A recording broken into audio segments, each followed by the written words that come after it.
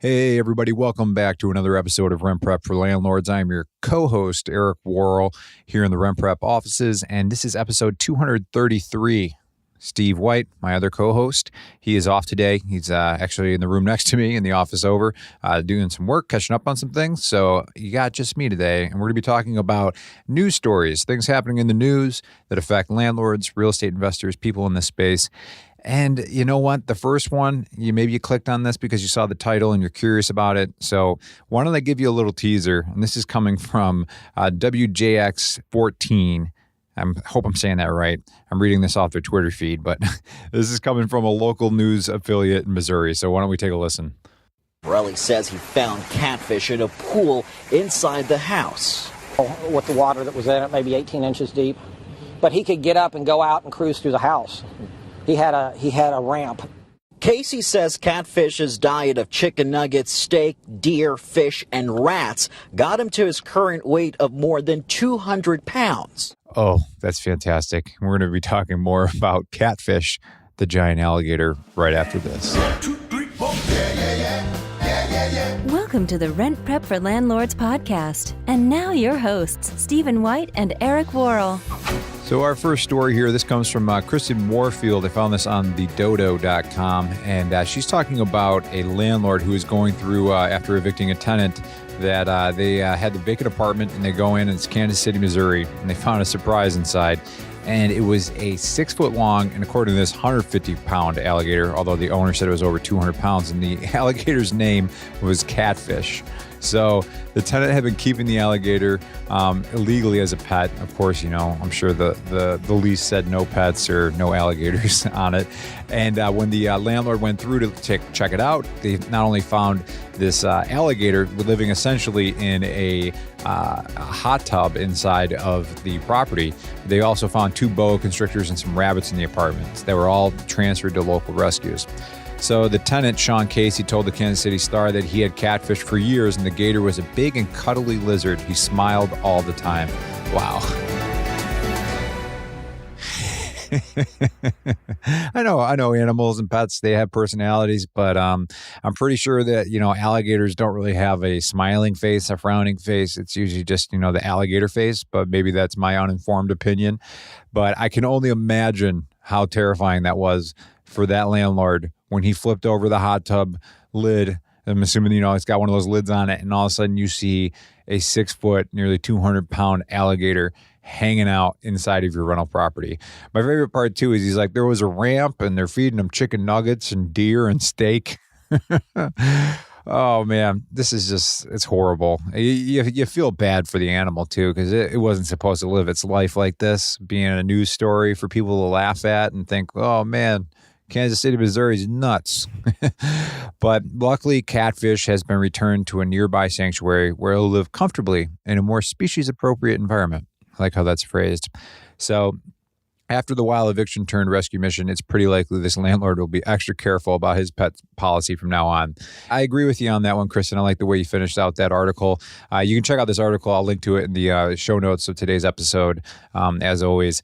But I just thought that was a funny one to kind of get things started off this week. It'll be kind of a briefer episode. We got a couple other news stories that I wanted to point out for you. And why don't we move to the next one right here? So this one comes from CBC, so our friendly neighbors to the north in Canada. This one is in Calgary, this story. And I thought this was worth highlighting because there's a good lesson to be a good takeaway for landlords, us landlords, to kind of remember as you're doing dealings with different vendors and you're hiring people out. I'm actually in the process of this right now, hiring out snow removal for my rental property. So it's good to make sure you're paying attention and doing things the right way. So Lucy from CBC News says that a Calgary landlord refuses to pay the locksmith after prices nearly triple. No invoice provided. So that's pretty much the gist of it. But Maria, who is a landlord in Calgary, she said that her tenant requested to have new locks installed on the property. So they had a local locksmith come out, and he said nothing fancy or anything like that. So what ended up happening was the locksmith called from the tenant's phone and said that this is going to cost you He said something like $280 plus tax. And she said, okay, so about $300. And he said, yes. So the tenant's kind of facilitating everything. They're the one that got the locksmith there and then just kind of gave the phone to the landlord just to confirm, which is good that they did that. But when she got the bill, the bill nearly tripled to $773.85, and he refused to send her an itemized invoice until it was paid. So pretty weird that they would do this, almost like $800 just to have, a locksmith change out some locks. Not a lot to really dig into this.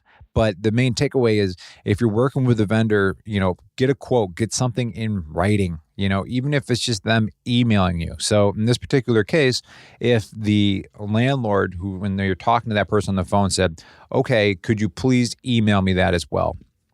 Granted, it's not, a contract by any means. You didn't sign that, but you'd at least have some sort of, documented communication that the locksmith emailed you and said, this is going to be this price.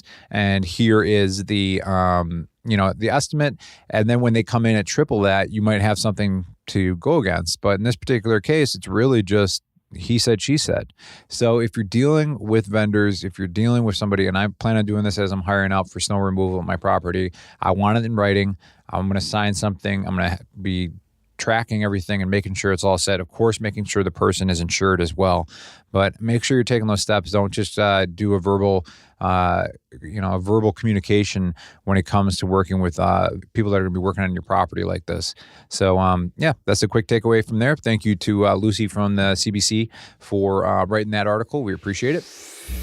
We also have another article here. This one comes from stuff.co.nz, which I think stands for New Zealand. So I thought this one was interesting, even though it's in New Zealand. I don't know how many listeners we have in the New Zealand market, but what this story is highlighting was the tenant has to give the landlord Airbnb profits after running a secret guest house. So this one, I think, could really happen to any of us, right? I mean, how often you're really going to your properties and checking them out and, being in touch.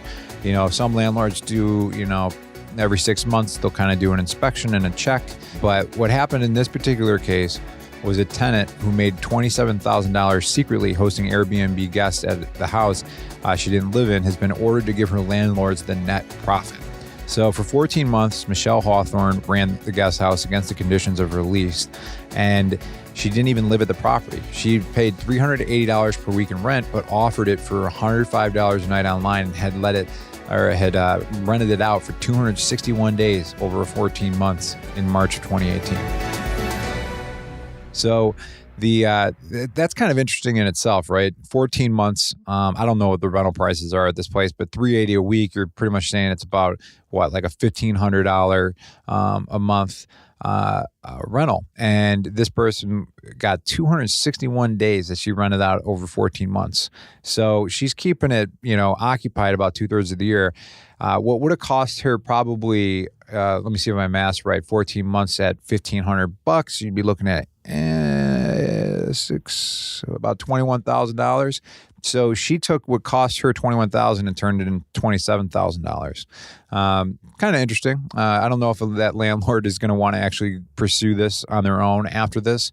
It's a lot of work if you are trying to do Airbnb. I have a friend who does that, rents out a room in his house, and he does well with it. But it's definitely a lot of work. But the thing that I thought about for our audience in hearing this was you might want to check on Airbnb once in a while and just see what pops up. Put in a few different dates, zoom in on where your property would be. They don't let you look at specific addresses, but take a look. I mean, if you're concerned, check it out and make sure that your property's not showing up there. You're going to know right away if it is, right? So that's why you might want to look at a few different dates, maybe some odd days out in the future pretty far, less chance that it's booked up so that it'll show up. But it might be worth just to take 5 minutes and kind of look through your different properties and make sure that there's no funny business going on, because times are tough for some renters. And in this particular case, this person was more so looking at this as a profit generator. It doesn't sound like they were renting out a room as they were living there. They were just renting out the entire apartment after renting it. So check that out. Make sure you're, keeping up on your properties. I may actually do that after this episode, after I get off here. But I thought it was pretty interesting. And Kind of cool, though, that the course did side with them to pay them the net profits of it. So, yeah, that concludes episode 233. I think I told you earlier. Maybe I didn't, but it's going to be a quick one. Yeah, going to get right to the point. But next week, hopefully, Steve will be in the office in the recording room here with me, and we will go over some new topics. And if you guys have any suggestions for the podcast, things you want to hear more of, things you want to hear less of, feel free to email me, eric@rentprep.com. And of course, as always, if you need us for tenant screening, you need a solid background check on your renter, one that you can rely on, where people are actually hand compiling and taking the time to look through and making sure that there's no bad information that's making its way to you. Check us out, rentprep.com. That's rentprep.com. So we look forward to hearing from you guys, and we will be in touch next week. All right, take care.